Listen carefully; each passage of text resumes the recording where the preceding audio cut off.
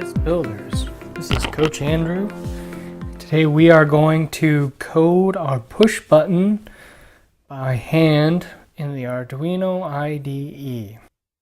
Once that's open, you'll see that we have two functions. We have the setup function and a loop function.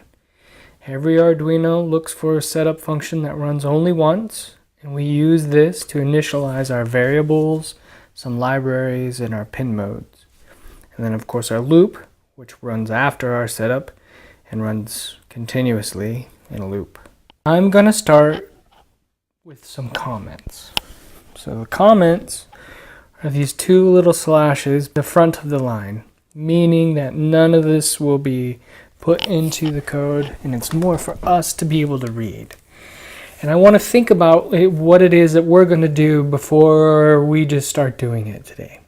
And let's think about what we're going to need. We need a button set up, right? And we need our LED. Now, we have a button and a light. And essentially, once that's set up, we set up our button and our light, we're almost good to go. But what are we going to do with our button and our light, right? Well, we're going to press the button and turn on the light. Now, the computer isn't going to press the button, right? The software isn't going to press the button. We are going to press the button. The software is going to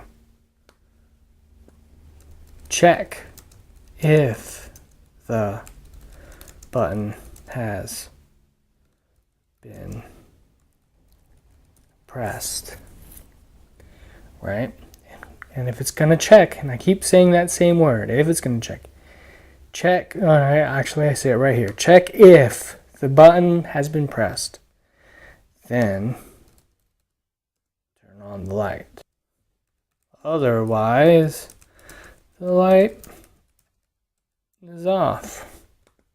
Okay, so that's essentially all we need to do, and we're going to do that in these two little blocks of code. And actually, to make it a little more readable, I'm going to add some variables, and we're going to add those outside of the void setup and the void loop so they can be read in both of those. If I set them up just in the setup loop, the loop wouldn't see those. So we're going to set them up outside first, and I'm going to have a button variable and a light variable, and I close that statement with a semicolon.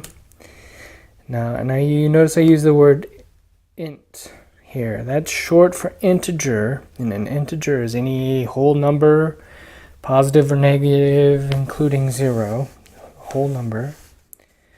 And that's what we use for our pins. So we're going to set up our button and our light. Now our button is a read. We already have it as a variable. We're going to set pin 2 as our button pin. And we're going to use,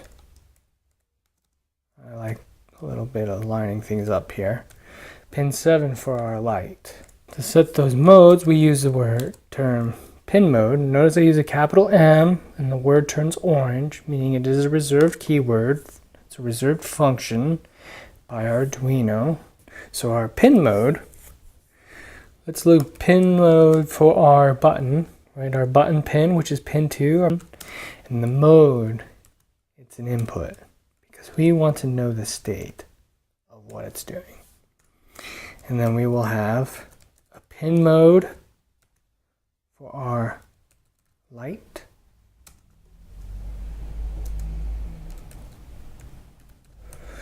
And we close that in parentheses and end our statement with a semicolon. And now all our initialization is ready to go for our code. Next, we want to check if the button has been pressed, right? Basically, we want to read the state of the button. So to check that if it's been state, right? If it is, essentially, let's just say if it was true, with our curly braces, everything in between our curly braces, this should run. If this is true, then turn on the light. Right, we'll leave that in there. turn on the light? Well, to see the pin, we need to do a read, right? Digital read. We're going to read, which we are going to read our button. Okay, so this is a function, and the parameters are passed in between the two parentheses, and it'll tell us whether it's true or false. So if it's high, meaning it's on, it'll read the state of it. Then we're going to do something. What are we going to do? Well, we are going to work with our light, which is an output, and we would want to change that. To change something, we will use a digital write. Our digital write, what are we writing to? We're writing to our light. And our digital write, what are we writing to our light? We're writing to our light pin, right? Pin 7, and we're writing the value, which will be high. Notice I got the keyword, it lights up. You notice that if I were to do it in lowercase, it wouldn't light up. So it's important that these are in all caps. And we will close that statement with a semicolon. Okay, looks like we're kind of done, right? Otherwise the light is off. So, well, the light's off right when we start it all. But if I press the button, and it is high, that makes this true, I'm going to turn the light on. And then I'm going to loop through again. Well, whether it's on or off, the light's already on. So we won't see if we press the button again, will we? So somehow we need to tell it that the light should be off all the time. We could do this with an else statement. We're always reading the state of the button. But let's just put the light off. Now, since it's outside and it always loops, we could just kind of state that like initial state of light is always off. So we would do, what is it? Digital write. We're writing our light, and we would say it's off, which is low. And that keeps it always off unless we press the button here. So then if it's high, if we've pressed it, it's high, right? I don't need that code there anymore. Now what's going to happen here, let's check, before we see what happens, let's check it, right? We can do that by just the check mark, compile the code to see if what we've written is valid code. Doesn't necessarily mean we wrote the right stuff, but it would check if it's valid. And it looks like it's clear. I don't get any orange errors. If I had my noggin hooked up, I could do an upload and it should pass in just fine. If we press the button, it's going to be on. So if we're not pressing the button, it's off. It will only be lit when we press the button. So one thing, do you guys remember what we can do? We can add a delay. And now when we press the button, and that's in milliseconds, the light will turn on for 1 second and then turn off again and check the button.